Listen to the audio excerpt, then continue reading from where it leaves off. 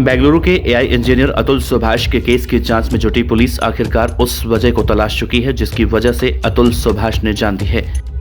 सबसे पहला, एक तो बेमन से की गई शादी और दूसरा रोज रोज निकिता की मां का 4 से 5 बार उसे फोन कर पति और ससुराल वालों के खिलाफ भड़काना। पुलिस की माने तो निकिता और अतुल की शादी की बुनियाद कुछ इन्हीं वजहों से इतनी ज्यादा कमजोर हो गई थी कि शादी ज्यादा दिनों तक नहीं टिक पाई। पहले दोनों में अलगाव हुआ और फिर अतुल ने खुदकुशी कर जान दे दी। दरअसल निकिता ने पिछले जुलाई महीने में जौनपुर की फैमिली कोर्ट में जो बयान दिया था उसका लबोलुआब कुछ ऐसा है कि निकिता ने अपने बयान में कहा था कि उनकी शादी अतुल से उनकी मर्जी के खिलाफ हुई थी और उसने शादी के फौरन बाद ही अतुल को ये बात बता भी दी थी। निकिता सिंघानिया ने कहा है कि दरअसल उनके पिता काफी बीमार रहा करते थे, उन्हें दिल की बीमारी थी। उनका पिछले 10 सालों से दिल्ली के एम्स में इलाज चल रहा था। ऐसे में घर वालों को लगता था कि निकिता को अपने पापा के होते हुए शादी कर लेनी चाहिए।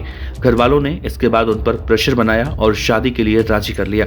दोनों की शादी 26 जून 2019 को बनारस के होटल हिंदुस्तान इंटरनेशनल में हुई थी, जिसके बाद हनीमून के लिए निकिता और अतुल मॉरिशस भी गए थे। निकिता का कहना है कि उसने उसी दौरान अतुल के सामने इस बात का खुलासा कर दिया था कि उसकी शादी जोर जबरदस्ती करवाई गई है। हालांकि बात सिर्फ बेमन वाली शादी की नहीं है। खुद कोर्ट में दिए गए निकिता के बयान से ये मालूम चलता है कि निकिता और अतुल के बीच चल रही तनातनी में खुद निकिता की मां ने आग में घी डालने का काम किया था। निकिता को उसकी मां निशा सिंघानिया रोज कम से कम 5 से 6 बार कॉल करती। खुद निकिता ने अपने बयान में ये बात कही है और ये भी कहा है कि उनकी मां उसे ससुराल वालों के खिलाफ भड़काया भी करती थी। हालांकि निकिता ने अपने ससुराल वालों पर भी खुद को परेशान करने का इल्जाम लगाया है। उधर निकिता के चाचा सुशील सिंघानिया को अब इलाहाबाद हाईकोर्ट ने अग्रिम जमानत दे दी है।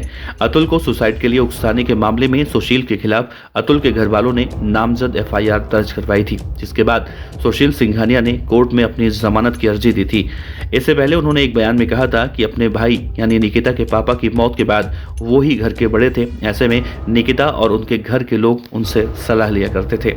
उन्होंने कहा कि निकिता उनसे अलग रहती थी और उसका अपने साथ होने वाले विवाद से किसी भी तरह का कोई लेना देना नहीं है। निकिता की गिरफ्तारी से पहले सुशील सिंघानिया ने कहा था, इस बारे में जो कुछ भी कहना होगा वो निकिता खुद ही सबको बताएगी, सारे सबूत उसी के पास हैं। तो दिल्ली के एक रेस्तरां ने अनोखे तरीके से अतुल सुभाष को अपनी श्रद्धांजलि अर्पित की है।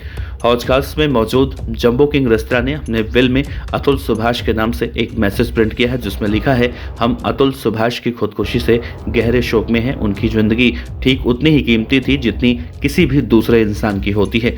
Rest in peace brother. Jumbo king के इस बिल की तस्वीरें अब सोशल मीडिया पर वायरल हो रही हैं।